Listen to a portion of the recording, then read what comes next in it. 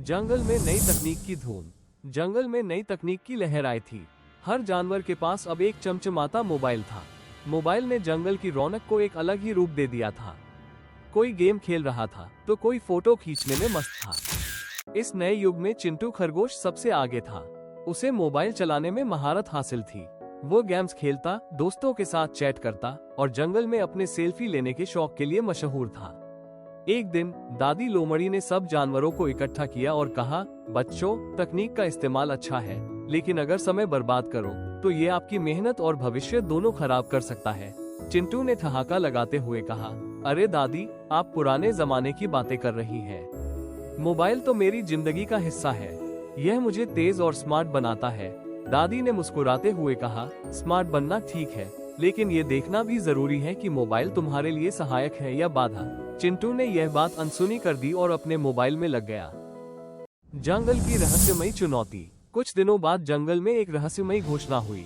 एक पुराना संदेश जो वर्षों पहले एक गुफा के भीतर खो गया था, अचानक सामने आया। संदेश में लिखा था, जो कोई इस गुफा के अंदर के 3 कठिन चरण पार कर लेगा, उसे जंगल का सबसे बुद्धिमान जानवर घोषित किया जाएगा। ये सुनकर पूरा जंगल उत्साहित हो गया। हर जानवर इस चुनौती में भाग लेना चाहता था। चिंटू ने भी घोषणा सुनते ही कहा, ये तो मेरे लिए आसान है। मैं मोबाइल पर गेम्स खेल खेल कर पहले से ही तेज हो गया हूँ। ये चुनौती तो मैं पलक झपकते ही जीत लूंगा। मंटू कछुआ, जो हमेशा शांत रहता था, ने कहा, चिंटू, ये सिर्फ तेजी की नहीं, समझदारी और धैर्य की भी परीक्षा होगी। क्या तुम तैयार हो? चिंटू ने हंसते हुए जवाब दिया, मंटू, मैं तुमसे तेज और होशियार हूँ। तुम बस देखते जाओ। पहला चरण, पहेलियों का खेल। गुफा के अंदर का पहला चरण शुरू हुआ। यहाँ जानवरों को पहेलियों के जवाब देने थे। पहली पहेली थी, ऐसी चीज जो दिखती नहीं पर समय बर्बाद करती है, पहचानो वो क्या है। मंटू ने तुरंत कहा, ये मोबाइल की लत है, और उसका जवाब सही निकला। दूसरी पहेली थी, अगर इसे समय पर न रोका जाए तो ये तुम्हारे स्वास्थ्य और खुशी को खा जाती है। यह क्या है? चिंटू ने जवाब देने की कोशिश की, लेकिन उसका ध्यान बार बार अपने मोबाइल पर आ रहे नोटिफिकेशन पर चला जाता। वो सोचने में चूक गया और मंटू ने सही जवाब दे दिया, आलस्य।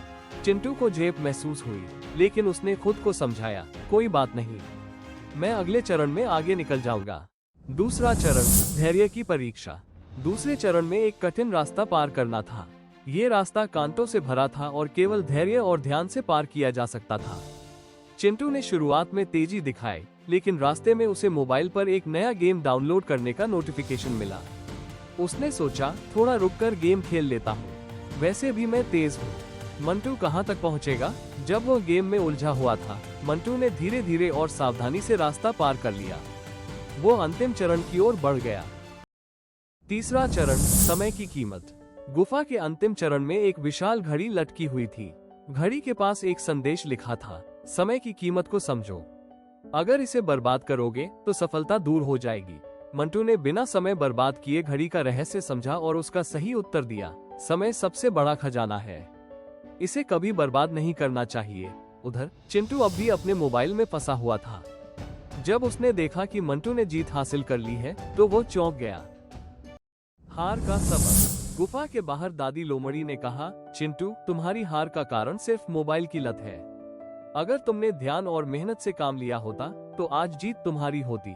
मंटू ने कहा, चिंटू, मोबाइल का इस्तेमाल ठीक है, लेकिन उसकी लत तुम्हें कमजोर बना देती है।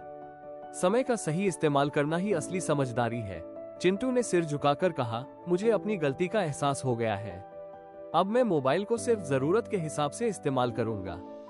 नई शुरुआत। चिंटू ने अगले दिन से मोबाइल का इस्तेमाल कम कर दिया और अपने समय का सही उपयोग करना शुरू किया। उसने मंटू से दोस्ती की और उसके साथ मेहनत करने का वादा किया। अब जंगल में चिंटू न सिर्फ तेज बल्कि समझदार भी माना जाने लगा। सीख। तो दोस्तों, इस कहानी से हमें ये सीखने को मिलता है कि मोबाइल का सही उपयोग करें, लेकिन उसकी लत से बचें। समय की कीमत को समझें, क्योंकि यही सफलता की कुंजी है। अगर आपको ये कहानी पसंद आई हो तो हमारे चैनल को सब्सक्राइब करें, वीडियो को लाइक करें और अपने दोस्तों के साथ शेयर करें और नए वीडियो की नोटिफिकेशन पाने के लिए बेल आइकन दबाना न भूलें। अपने विचार और सुझाव कमेंट में जरूर लिखें। धन्यवाद।